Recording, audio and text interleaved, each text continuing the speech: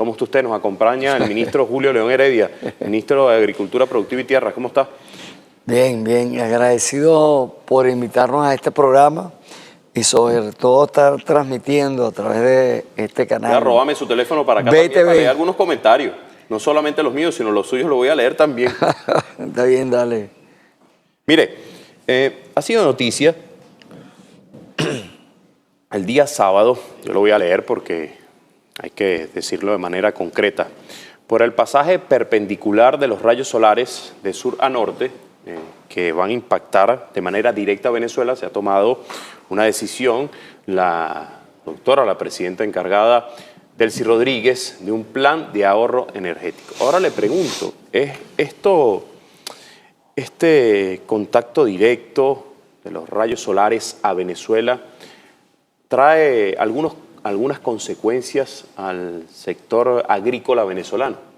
Fíjate, una de las cosas importantes que hemos venido avanzando con mucha fuerza el año pasado y este año es que hoy en día nuestros productores y campesinos tenemos que entender que hay una disciplina que se llama la agrometeorología. O sea, ya no es como antes que yo sembraba en una fecha que siempre tenías estipulada, que entraba el invierno, tenemos un cambio climático y por lo tanto tenemos que estar estudiando y valorando, por ejemplo, entre ese caso que tú acabas de ver allí. Este año Venezuela va a enfrentar lo que se denomina, dentro de los dos fenómenos, la niña, que es lluvia, y el niño, que es verano. Este año vamos a enfrentar el niño. Por eso que estamos trabajando conjuntamente con Ecosocialismo, con el Viceministerio de la Materia del Ecosocialismo, para presentar las predicciones agrometeorológicas, que tienen que ser inclusive territorializadas. Ya tú no puedes decir hoy en día, mira, el pronóstico para Venezuela es esto, no, sino que tienes que llevarlo por cada uno de los territorios, e inclusive hasta, pudiéramos decir, hasta municipalizado. Y de esa manera nosotros podemos de una u otra manera prepararnos para hacer la planificación de cuándo preparar tierra, cuándo sembrar, saber cuál es el tiempo de lluvia que vamos a tener y finalmente podemos de una u otra manera manejar toda esta contingencia del cambio climático, pero desde la perspectiva científica como te la estoy planteando. ¿No hay un mayor impacto? Entonces? Sí, indudablemente cuando no nos manejamos, te puedo señalar, fíjate, lo que vivimos el año pasado. El año pasado estábamos bajo el efecto de la niña y en el caso particular del Estado portuguesa se vio profundamente afectado con lo que fue la siembra de maíz. Porque normalmente... El tema de la cosecha. Sí, no, la siembra. Dejamos de sembrar el 40% y el 60% de la cosecha se vio sumamente afectado porque estuvo en este caso, fíjate, el estrés hídrico, demasiada agua y las plantas indudablemente se afectaron en lo que fue el tema de la producción. Pero hay sectores que trabajaron con la agrometeorología y pudieron decir, bueno, en este caso tú tenías que haber sembrado antes de lo que normalmente se tenía estipulado. Esas predicciones hoy en día las podemos lograr, las estamos trabajando, preparándonos, te repito, conjuntamente con el Ministerio de Ecosocialismo. Esta misma semana y la próxima semana, después, o mejor dicho, después de Semana Santa, vamos a estar dando todos estos pronósticos para que cada uno de los territorios tomemos las previsiones, tengamos claro cuáles son las ventanas de siembra, ¿qué es eso? De una ventana de siembra, es decir, en qué momento yo debo comenzar a sembrar y hasta qué momento debo de dejar de sembrar. Fíjese, en otros temas, que también es muy importante en el ámbito internacional, vamos a hablar de las exportaciones, por ejemplo, que realiza el ministerio, pero también está el tema de las recientes relaciones del ministro de Venezuela con Estados Unidos. ¿Hay una mirada al sector agrícola venezolano por parte de Estados Unidos en este momento? Mira, siempre hemos mantenido, siempre en la parte agroalimentaria, nunca ha dejado de establecer una relación de ambos lados. Por decirte algo, hay materias primas que en este caso nosotros tenemos que traer de Estados Unidos, porque, por ejemplo, te puedo hablar de maíz amarillo. Maíz amarillo, Estados Unidos es un gran productor, o de soya, pero por decirte algo, nuestras exportaciones el año pasado en tema de café hacia Estados Unidos se incrementaron muchísimo. En general, todas las exportaciones en café el año pasado tuvo un incremento del 1000% con respecto al 2024. ¿Cuánto para Estados Unidos, por ejemplo? Mira, así como otros rubros, por solamente decir, café. Sí, no, te estoy hablando de café, pero también, ¿no? También hay otros rubros importantes, como es el caso de la experiencia que ya estamos desarrollando con lo que es la leche de búfalo, en este caso pulverizada. También Estados Unidos es un mercado importante, como también Emiratos Árabes es un mercado importante, entonces sí hay rubros importantes. Por ejemplo, este año ya nos estamos preparando para comenzar de nuevo a retomar un rubro que antes se había exportado y que ahora lo vamos a hacer con mucha fuerza, como es el rubro de plátano. Y fundamentalmente uno de los mercados que estamos apuntando es los Estados Unidos. Entonces hay un intercambio que siempre se ha mantenido. Pero se está profundizando en torno a estas nuevas conversaciones. Mira, yo creo que está en un estatus normal. No hay ningún elemento que pudiéramos decir que a partir de este esquema pudieran profundizarse sin ningún tipo de problema. Pues creo que la ubicación geográfica que tenemos ambos países, no solamente como nosotros ser un proveedor seguro, ¿verdad?, de hidrocarburos, de petróleo, también lo podemos hacer. Te acabo de decir, ya hicimos una exploración con un sector privado, con el tema del plátano, y apenas, como quien dice, asomamos la posibilidad de Estados Unidos, nos dijeron de una vez, no, necesitamos 200 contenedores de plátano mensuales. Por eso que es una gran oportunidad que se va a profundizar lo que tiene que ver con las exportaciones, sobre todo en el sector agrícola, que tú sabes que hemos crecido en los últimos años de manera muy importante. Fíjese que hoy el chavismo marchó, el chavismo siempre está en la calle y tenía allí dos orientaciones en el discurso del pueblo que consultaban. Claro. Una era el apoyo a la presidenta Delcy Rodríguez. Correcto. Y lo otro era el levantamiento de las sanciones. ¿Qué impacto ha tenido las sanciones en el sector agrícola productivo venezolano? Bueno, te puedo decir que... No me diga que ha tenido gran impacto, porque la mayoría de los que yo le hago esta pregunta me dicen, hemos tenido gran impacto. Ajá, pero hay gente que le gusta conocer las cifras. Yo te voy a hablar de cifras, inclusive no solamente en lo que tiene que ver con el campo, sino cómo nos ha afectado la agroalimentación. Acabamos de venir ahorita de la FAO. Estuvimos aproximadamente hace como 3 semanas. ¿Una visita en Brasil? No, sí, esa es la conferencia regional de la FAO, que por cierto, por primera vez logramos que dentro del informe final que se hace en ese encuentro se tomara en cuenta como uno de los elementos y obstáculos para garantizar la seguridad de lo alimentario, las medidas coercitivas unilaterales impuestas por los Estados Unidos y sus aliados. Pero yo te puedo señalar que el principio de que comenzamos esta afectación, el impacto fue brutal. Te voy a hablar con esta cifra. 90% de nuestro aparato productivo del campo fue profundamente afectado. 90%. Y eso al final se expresa porque el elemento del agro se asocia con lo alimentario, es decir, lo agroalimentario, con indicadores, por ejemplo, como este. Llegamos a tener subalimentación con el 35.3%, es decir, un impacto brutal sobre la alimentación del pueblo venezolano. Ahí también decíamos en el espacio que nos dieron en la FAO que de acuerdo a declaraciones, por ejemplo, como una de las relatoras, Alan Dojao, señalaba que el 99% de los recursos que ingresaban a Venezuela fueron impactados en este caso por las sanciones. Ahora, hemos venido, pudiéramos utilizar, permíteme, un término del argot del campo, haciendo de tripas corazones, tanto productores, campesinos, agroindustria, el gobierno bolivariano, enfocando, dirigiendo política para que hoy en día tengamos un resultado que te hablé, que del 90% de un impacto brutal sobre el aparato productivo, ¿entiendes? Hoy podemos decir que el 95-96% de lo que hoy consumimos los venezolanos se produce en Venezuela. Yo estuve leyendo algunos informes y hablan hasta un poco más, ministro. Sí.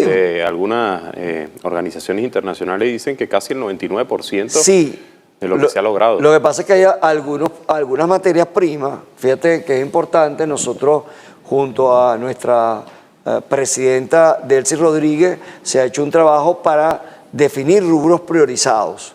¿Qué para nosotros son rubros priorizados? Bueno, son aquellos rubros enfocados en 2 ámbitos. Uno, los rubros que tenemos que importar que significan, te voy a hablar de la parte de agricultura 6 en particular rápido, que significan unos 2.000 millones de dólares que se nos van todos los años, que pudieran quedarse en Venezuela.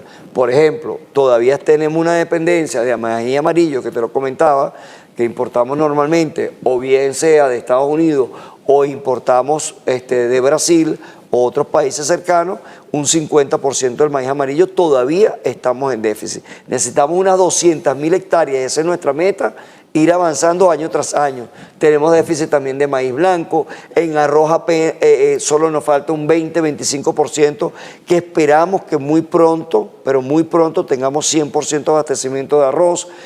También en caraota tenemos déficit, y uno de los talones de Aquiles más importantes tiene que ver con la soya, que también estamos trabajando en un gran proyecto. Esos son rubros priorizados que tenemos que aumentar la producción nacional para sustituir las importaciones. Y el sector productivo, tanto los que son productores como campesinos, hoy estamos orientando nuestro esfuerzo. Pero también tenemos otro sector que es importante, para que son priorizados, que nos generan ingresos, como por ejemplo café, que te acabo de decir, incrementamos exportaciones más de 1.000%, cacao, incrementamos exportaciones en 111%, el frijol mungo, que tenemos en este caso un convenio directamente con China, ajonjolí, te estoy hablando de las posibilidades de plátano, y seguimos explorando otros rubros importantes en fruta, aguacate, piña, que también venimos exportando. Esos son rubros que nos generan ingresos, y por eso lo hemos definido priorizado. Los que tenemos que sustituir para que dejar que ese dinero se vaya y quede acá en Venezuela, dinamizando nuestra economía, y los rubros que nos generan ingresos como los que te mencioné. Fíjese, hay 19 trimestres consecutivos de crecimiento económico. ¿Cuánto aporta la agricultura a ese crecimiento? Bueno, fíjate, el año pasado nuestra presidenta, o el año pasado no, ahorita recientemente, cuando estuvo nuestra presidenta de la Asamblea Nacional, hablamos que en el sector agrícola y pecuaria fue el 8.5% del crecimiento con respecto al 2024. Entonces, bueno, ha sido un impacto sumamente importante, en primer lugar, porque hoy en día hay un tema que tiene que ver con la producción nacional, el impacto, la generación del empleo. El sector del agro es un sector bastante amplio, porque no solamente es producción primaria, es también transformación. Nosotros siempre hablamos, Julio, que es un sector vital, y que en el motor agroalimentario trabajamos variables para mantenerlo en armonía, así lo utilizamos en equilibrio, y es producción primaria, es transformación, es el anaquel, y finalmente cómo tú le garantizas a el consumidor final, al pueblo consumidor, un producto de calidad y productos a precios justos, como cada día lo hemos venido haciendo. Hoy en día tú te puedes conseguir cualquier cantidad de productos, inclusive hasta más de lo que teníamos antes del bloqueo. Por ejemplo, en arroz, en harina de maíz precocida, tienes más de 400 marcas de café venezolano que te puedes conseguir, con características muy propias, uno con presencia en todo el país, pero unos que también están regionalizados. El impacto del poder comunal, de las comunas también haciendo soporte, no solamente en la producción nacional, sino que ya vemos las comunas, el campesinado organizado también para la exportación. Es decir que, bueno, mira, los términos y el aporte del sector agroproductivo hoy por hoy son sumamente positivos. Venimos creciendo en ganadería. Te doy un dato como este, Julio, y a los que nos están viendo, mucha gente desconoce que el rebaño de búfalo más grande que existe en el continente lo tenemos acá en Venezuela. Yo acabo de venir el viernes, que estuve en Apure. Lo hacen allí, ¿no? ¿Cómo? Lo hacen allí, yo lo he visto. ¿Qué cosa? En Apure lo hacen. No, sí, no, tenemos ganadería bufalina en Apure, en Barinas, en Guárico. El búfalo es realmente una ganadería muy noble y que ha tenido una adaptabilidad impresionante acá en Venezuela. Pero yo estuve, por ejemplo, el día viernes viendo hacia lo que es la parte de Guadualito, municipio Páez, La Victoria, frontera con Colombia. También tenemos en Guafita, que vemos una proyección importante para producción de ese 20% que nos falta de arroz. Bueno, Apure estamos identificando un potencial muy importante. Entonces veíamos ahí la mayoría de la ganadería que tenemos hacia esa zona, es la ganadería bufalina, que viene en un proceso de crecimiento y que, por cierto, a partir del mes de abril, es importante decirlo por este medio, vamos a arrancar con una caracterización ganadera. Eso es como un censo, porque estamos arrancando este año, estamos arrancando todo el protocolo para lograr que Venezuela sea declarada libre de lactosa.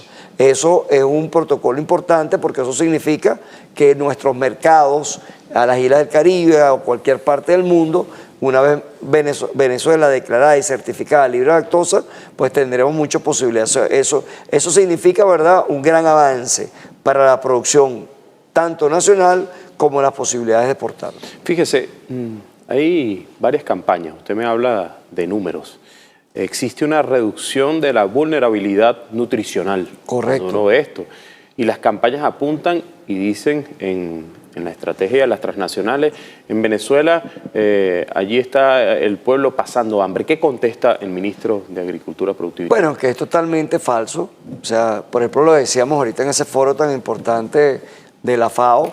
Yo llegaba y señalaba, fíjate, llegamos a tener el 35.3% de afectación nutricional producto de lo que tú señalabas, hoy la consigna, aparte del respaldo a nuestra presidenta Delcy Rodríguez, bueno, o sea, decirle, inclusive se lo decíamos también al pueblo trabajador, que no milita, que no comparte la idea del gobierno bolivariano, eso es una realidad que está ahí evidente, que la razón fundamental para nosotros mejorar los ingresos de los trabajadores tiene que ver con el tema de las sanciones y el bloqueo, ¿verdad? Y simplemente lo que tenemos que mirar atrás, antes de las sanciones y el bloqueo, ¿cómo estaba el salario mínimo en Venezuela? El más alto de Latinoamérica. O sea, no es un tema de que, mira, es una excusa o es algo que yo creo. Ahí están los números. No, ahí están los números. Pero fíjate, en FAO, con la afectación del bloqueo, 35.3.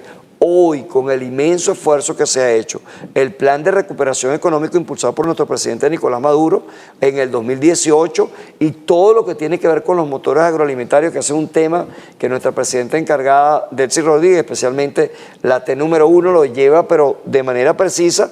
Hoy podemos decir que el déficit nutricional del 35.3 en el 3%. Y estamos a punto, y esa es nuestra meta en FAO, de ser declarado un país, salir del mapa de lo que es el mapa del hambre, que es un tema fundamental y que es un compromiso para el 2030, que por cierto en el 2013 y en el 2015 tenemos los certificados como FAO coloca a Venezuela como uno de los 15 países que había cumplido con las metas del milenio. Entonces, un poco el contexto que tiene que ver con eso, o sea, las sanciones, el bloqueo, las medidas coercitivas unilaterales, indudablemente que es un factor que afecta todo el sector agroalimentario, pero los servicios públicos, la salud, la educación, el bienestar de los trabajadores. Fíjese, ¿cuántas hectáreas productivas tiene Venezuela y cuántas están en producción en este momento? Mira, Venezuela tiene un potencial de 30 millones de hectáreas, ¿entiendes? Es diverso porque dentro de eso tenemos, cuando hablamos de la parte productiva, bueno, tenemos tanto el sector agrícola como el sector también pecuario. Con esta caracterización y este plan que vamos a arrancar, porque tenemos estimaciones, fíjate, cada día vamos hacia la precisión. La caracterización que vamos a comenzar a hacer en el mes de abril, por ejemplo, en el ámbito de la ganadería, que ganadería bovina vacuna, es decir, lo que conocemos tradicionalmente, las vacas, los toros, o sea, las reses, y la ganadería que tiene que ver con la bufalina. Eso nos va a permitir tener mucho más precisión sobre no solamente cantidad de tierra de estas 30 millones, sino en qué estatus, pero también hoy en día con la organización campesina que hemos logrado, que comenzamos en julio. Vamos a profundizar que de en julio eso. del año pasado, hoy por hoy, Julio Tocayo, permíteme aquí en confianza decirlo, bueno, podemos decir que tenemos un vocero y una vocera en 15.543 comunidades rurales, ¿entiendes? Pero no solamente tenemos un vocero y una vocera en el ámbito de lo territorial, donde está la parte organizativa, donde está la parte de la economía y donde está el elemento de la defensa, sino que también avanzamos ahorita en este año, febrero y marzo, para tener voceros y voceras por rubro. ¿Por qué es tan importante esta organización o una nueva arquitectura del campesinado venezolano en este momento histórico que estamos Te lo enlazo con la pregunta anterior. Me dijiste, ¿cuántas hectáreas tenemos? Perfecto, decimos, tenemos tantas hectáreas. Igualmente, por ejemplo, hoy yo te puedo decir, el campesinado venezolano es una población que está alrededor del 1.000.000 de personas. 1.000.000 de productores, 1.000.000 de campesinos y campesinas que tenemos. Donde tenemos, fíjate, mira estos números, 15.543 comunidades rurales campesinas, donde en cada una de ellas hay un consejo campesino, donde tienen unas vocerías territoriales, pero también por rubros. Entonces, ¿qué es lo importante? Que hoy podemos decir, epa, ¿cuánto tenemos? ¿Qué tenemos? ¿Dónde lo tenemos? Caracterizado por rubro. Fíjate, yo estaba el viernes en Apure, ¿entiendes? Cumpliendo unas instrucciones de la presidenta Delcy Rodríguez para atender cacao y atender arroz. Ese sector de arroz, para darte un ejemplo, que estamos allí sembrando, inicialmente nos comprometimos con 700 y hoy le digo al pueblo de Guafita de Apure que ya están aprobados las semillas para 1.200, eso no estaba antes en el mapa. Y eso lo acabamos de identificar en este momento con la organización. Por eso es lo importante. La organización nos permite tener una realidad en el territorio de lo que tenemos, una caracterización de tierra, de rubros, de encadenamiento, de planificación, ¿verdad? Para que realmente no podamos tener exceso, por ejemplo, de rubros y que a veces entonces los precios se vienen para abajo y el campesino se ve afectado. ¿Cómo logramos su ubicación de su producto, cómo atendemos los nudos críticos? Y en la medida que tengamos mayor organización, nos lleva también a algo bien importante, al tema de la formación. Yo te hablaba hace rato de la agrometeorología. Hace 2 años atrás, te lo digo de manera muy particular, 3 años atrás, por ejemplo, en el caso mío, siempre he estado ligado con el campo, siempre he sido un productor. Hace 3 años atrás tú me preguntabas agrometeorología y yo te decía, ¿qué es eso? Hoy en día lo tienes que manejar. Y hoy en día tú con un dispositivo como este, con un teléfono, con un sistemita, tú puedes recolectar información de tu territorio, de humedad, de temperatura, del viento, y todo eso permite construir predicciones y tú acercarte, entonces a llevar a cabo lo que hoy en día se conoce, Julio, como lo que es la agricultura de precisión, que no solamente es para un productor grande, para un mediano, sino que lo tiene que manejar también el campesino. Entonces, la organización con el conocimiento nos lleva a tener una claridad de cuál es la realidad de nuestro campo y qué acciones debemos de llevar a cabo para hacer lo más efectivo posible, sobre todo en momentos donde, bueno, los recursos son escasos y tenemos que ser, bueno, perfectamente asertivos. No podemos perder ni un bolívar. Fíjense, voy a leer algunos comentarios. Dice José Verdú en YouTube: nosotros los productores de cacao de Barlovento queremos vender nuestros productos directamente a las empresas privadas. ¿Qué me dice, ministro? Sí, hemos venido trabajando. Fíjate, ahorita te puedo señalar no solamente privados nacionales. El año pasado hicimos una alianza con la empresa más grande que tiene Rusia, por decirte algo, en el área de la chocolatería, que es una instrucción también de nuestra presidenta, Delcy Rodríguez. No sé si viste hace 2 fines de semana que visitamos acá un emprendimiento muy bonito, ¿verdad? Que es la empresa Chocolate Cacagua. ¿Entiendes? Que aparte de eso no solamente transforma, sino que también tiene una conexión directa con los productores y se suma también con un valor agregado de fomentar lo que es el tema de la producción. O sea, nadie tiene duda. Tú preguntas en cualquier parte del mundo cacao y te van a decir Venezuela. Y eso no es un tema de identidad nacionalista, porque cada quien puede decir, para lo mío es lo mejor. No, no. El mejor cacao del mundo es el cacao venezolano. Pero estamos hablando de cacao en su fase primaria. Tenemos que ir a darle un valor agregado. ¿Cómo ingresamos al mundo de la chocolatería? A competir, ¿verdad?, con las grandes industrias posicionadas a nivel mundial, y en esa parte también estamos trabajando. Entonces, fíjate, con los rusos, por ejemplo, el año pasado logramos exportar 1 millón de kilos de cacao venezolano, y la perspectiva de este año es duplicar esa cantidad, por hablarte de los rusos, pero así hay distintas alternativas con otros países y por supuesto también lo que tiene que ver con la producción nacional, que seguimos creciendo para nuestro autoabastecimiento. Dice por aquí Alejandro López, ¿existe algún control con la compra de productos modificados genéticamente? Sí, en Venezuela hay un marco legal, hay una ley de semillas y existe el Consejo Nacional de Semillas que se llama CONASEM, donde aquí en Venezuela se prohíbe el uso de transgénicos. Y esto es importante, es un debate que lo voy aquí rapidito a dejar, porque ahí tenemos que profundizar mucho, ¿no? La modificación genética, hoy en día, lo que es el transgénico, está prohibido en Venezuela, porque significa que tú traes un gen de otra planta, o en el caso de un animal, y lo introduces, hace una modificación. Pero ya hoy en día, fíjate, ya hoy en día tenemos que empezar a transitar el estudio de lo que se denomina la edición genética.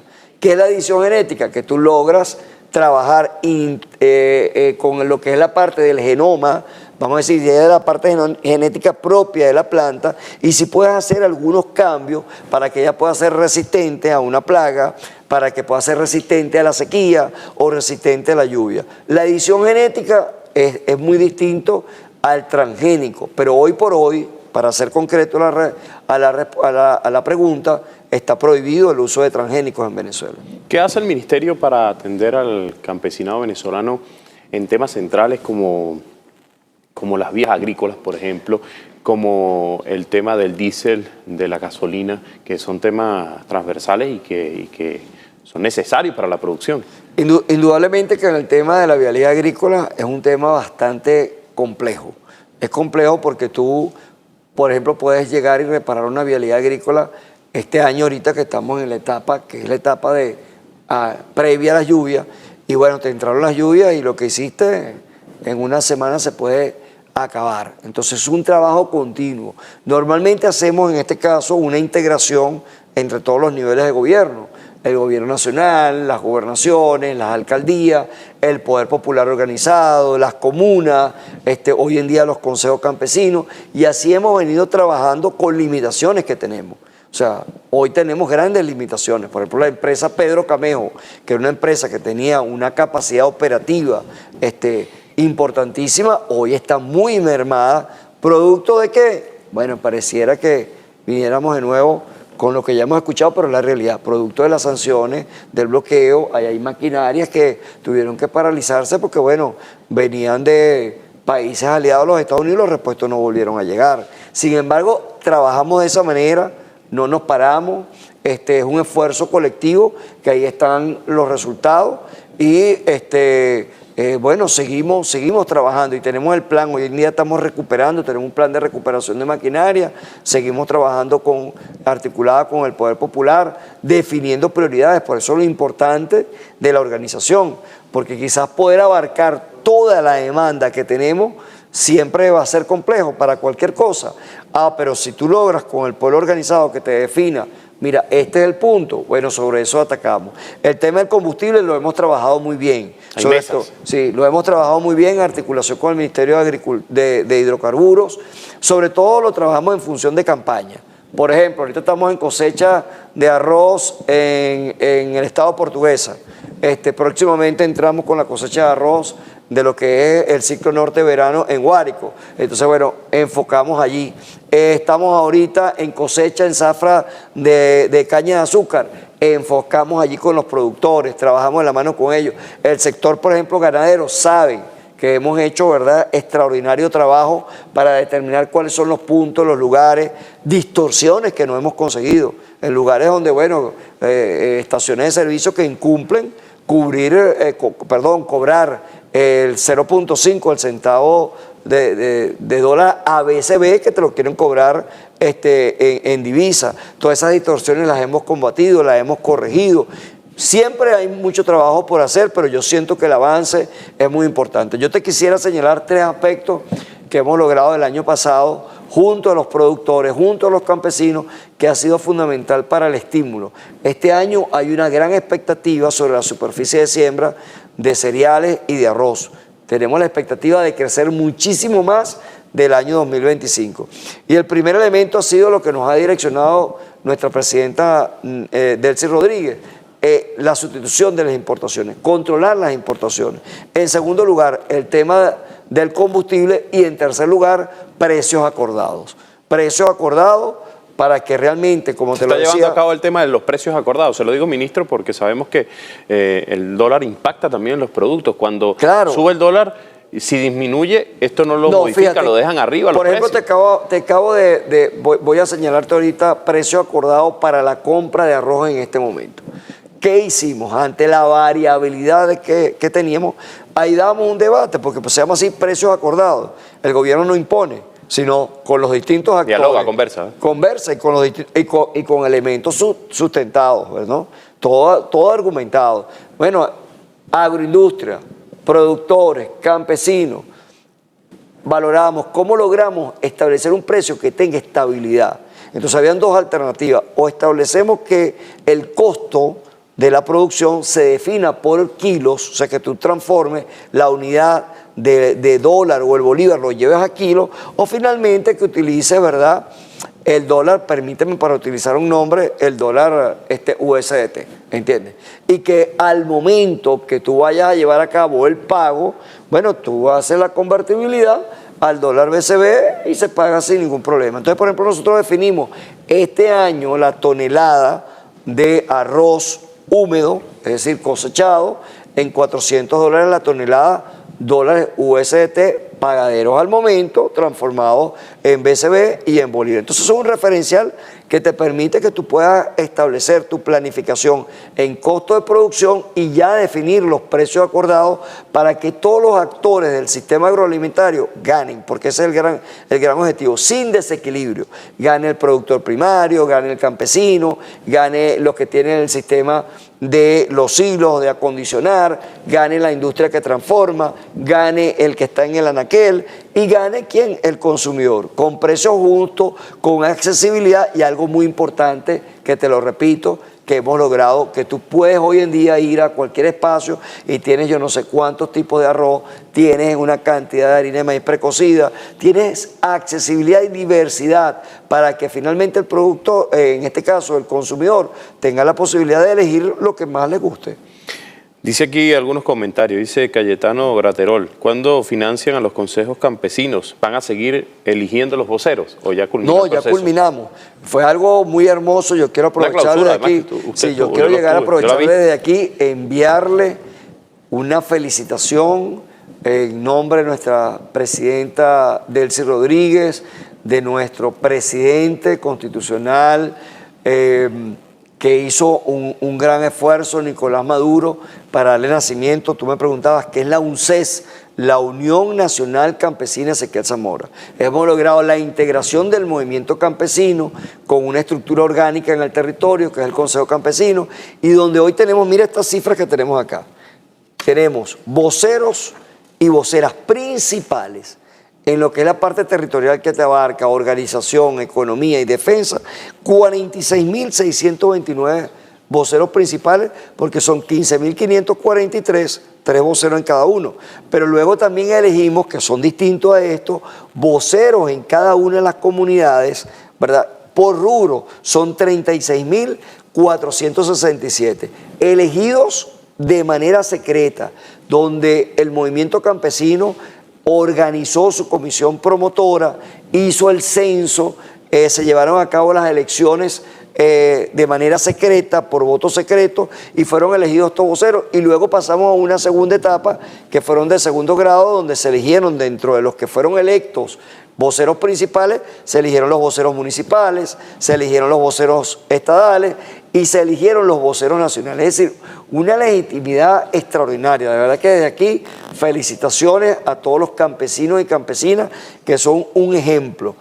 Fíjate, la presidenta me preguntaba en estos días en la actividad del cacao, del chocolate, ministro, ¿cuántos estados tenemos que producen cacao? Yo le decía, presidenta, 17 estados, 118 municipios, pero 1.091 comunidades, donde en cada comunidad tienes un vocero o una vocera de allí, ¿me entiendes? Eso nos permite que realmente esta estructura que ya, lo que decía el compañero, ya hemos culminado este proceso profundamente democrático, democracia directa, se escogieron los voceros y voceras, y ahora, bueno, estamos en un plan que estamos terminando, caracterizando los territorios, construyendo también esa metodología que bastante nos señalaba nuestro presidente Nicolás Maduro, como es la agenda concreta de acción productiva, definiendo prioridades.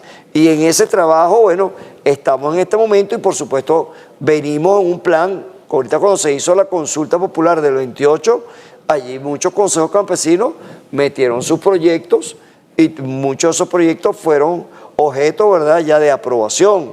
Estamos por venir en una planificación también de una consulta popular campesina estamos en proceso vamos a decir, para realizarla. De realizarla, de ver el momento más adecuado, pero igualmente estamos trabajando en todos los planes de siembra, por ejemplo, para ahorita, para lo que es el plan de siembra cerealero, que es maíz y que es arroz, con planes especiales que también estamos manejando. Nuestra presidenta Delcy Rodríguez ha autorizado que la cartera única productiva, que es un mecanismo donde se le dice a la banca pública y privada que de su cartera crediticia destine un porcentaje importante hacia el sector agroproductivo. Tenemos estimado por ese sector impulsar unas 100.000 hectáreas para maíz y unas 50.000 hectáreas para arroz, ¿entiendes? Fuera todo el esfuerzo que también tenemos que decir lo que hace el sector privado. Entonces hay condiciones para que cada día, bueno, podemos decir que el avance y la expectativa sobre la producción agrícola y pecuaria en Venezuela es extraordinaria. Y ahora con esta fuerza campesina, que como lo hemos señalado, una fuerza campesina que jugó un rol importante, Julio, en los primeros momentos duros del bloqueo y las sanciones, cuando hablábamos de ese 35.3% de afectación en la nutrición, que hoy está en un 3%, imagínate, dábamos esa cifra ya en la FAO y la gente de la FAO llegaba y nos preguntaba cómo, y le explicábamos todo el elemento del esfuerzo que hemos realizado en Venezuela. Hoy tenemos una perspectiva, bueno, de seguir creciendo, de seguir avanzando, y con este nivel de organización, entonces pasaremos de esa agricultura que tuvo un momento de resistencia, en esos momentos duros de los años 16, 17, 18, 19, ya hoy en día un campesinado, pasando a una etapa de ofensiva, donde no solamente es el conuco para, me permite el autoabastecimiento, sino es el conuco también a una escala mayor, y también los campesinos y campesinas también produciendo para seguir aportando a la producción nacional, sobre todo a la agroindustria, y logremos sustituir cada día esas importaciones que yo te hablaba de hace rato. Fíjese que usted como ministro debe atender distintas áreas. Una de las áreas muy importantes para la producción, para el campesino, es el tema de la seguridad. Ministro, ¿cómo avanza ese trabajo para garantizar y acabar, si es que es así, con la inseguridad que afecta al campesino y a algunos importantes productores de este país? Yo te puedo señalar que el avance ha sido muy importante. Yo podría decirlo muy bueno, a excepción con un foco que tenemos en el estado Guárico, que había estado controlado, hoy nuevamente ha reaparecido. Sin embargo, las acciones por parte de los organismos de seguridad han sido contundentes. Es como, podría decirte, el único elemento perturbador. Te voy a señalar de nuevo mi experiencia, te la he nombrado varias veces, que estuve el viernes. Sí, claro. El viernes yo estaba en la ribera del río Arauca. Estaba aquí y al frente estaba el Arauquita. Esa era una zona que, desde el punto de vista de la seguridad, hace unos años atrás, era una zona, bueno, bastante compleja. Bueno, allí llevamos a cabo las actividades sin ningún tipo de inconveniente. Sin ningún tipo de inconveniente. Entonces, hoy por hoy, cuando reflejamos el tema de la seguridad nacional, el avance ha sido, pero sumamente importante, con la excepción, te acabo de decir, de focos de perturbación que hemos tenido en el estado Guárico. Y ¿algunas secuelas del Tren del Llano? Un inmenso trabajo. ¿Algunas secuelas del Tren del Llano? Sí, por supuesto. Tiene que ver con todavía, que lo hemos visto, que por cierto quedó evidenciado en las elecciones, ¿verdad?, del 28 de julio del 2004, quedó evidenciado de cómo ellos tienen una posición aparte de su acción delictiva, identificado con la oposición venezolana. Ahí salió completamente ellos, de manifiesto de ellos. No es un tema imputado por parte de nosotros. Sin embargo, bueno, ahí se viene haciendo un trabajo. Hay que destacar el trabajo que se viene haciendo importante desde el Ministerio de Interior y Justicia, la Fuerza Armada, el Poder Popular, las organizaciones. Y bueno, esperamos que muy pronto tengamos ese territorio 100% sin ningún tipo de perturbación. Fíjese, tengo un comentario por aquí, dice Alexander Rivero. Saludos al ministro Julio León. Mi pregunta para él, ¿cómo va a fortalecer los frentes campesinos en las condiciones actuales y qué le corresponde a este sector productivo con los ingresos del sector petrolero? Bueno, el tema del sector petrolero comienzo con un tema que tiene que ver con el presupuesto nacional, pero yo pienso que, y se lo digo siempre al sector campesino, el avance que hemos tenido y el logro que hemos alcanzado, primero con la organización y luego con los planes de formación que vamos a comenzar a intensificar y que ya tenemos pronto, muy pronto, por inaugurar la Escuela Nacional de Liderazgo Campesino, una instrucción dada por nuestro presidente Nicolás Maduro y que nuestra presidenta encargada, Delcy Rodríguez, ha estado muy pendiente, ya está lista, está próxima para inaugurar. Creo que esos dos primeros elementos, organización y formación, son elementos fundamentales para el avance del campesinado venezolano. Amén de, por supuesto, los planes que tengan que venir de lo que es el apoyo de recursos para el financiamiento, que ya lo estamos contemplando, ya lo mencioné.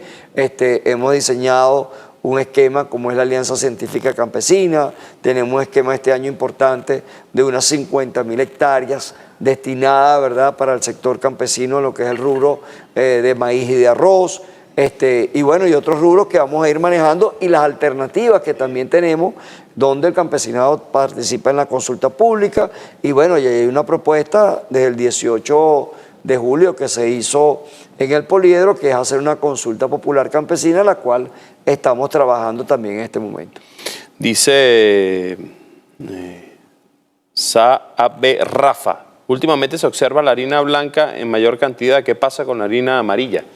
Mira, realmente la harina amarilla siempre ha sido un rubro que, o un producto, en este caso, para ser más específico, que muy poco ha tenido demanda. De hecho, hay empresas, no las voy a nombrar acá, pero hay empresas que en el oriente del país tenían destinada la producción de harina amarilla, pero que es donde más se consume.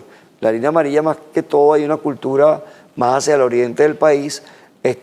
Más bien pararon su producción por un tema de demanda. O sea, pero la demanda de la harina de maíz precocida blanca, indudablemente que hoy en día ahí están las estadísticas que manejamos en el motor agroalimentario, de la mano con Sunagro, de la mano con el Ministerio de Alimentación, bueno, son cada día superiores, ¿no? Es un tema más que todo de consumo, no. La mayoría de la población, te puedo hablar, pero en un porcentaje muy amplio, podría decirlo acá, sobre un 95% te consume harina de maíz precocida blanca, a excepción de diciembre, y la gente utiliza para agarrar la harina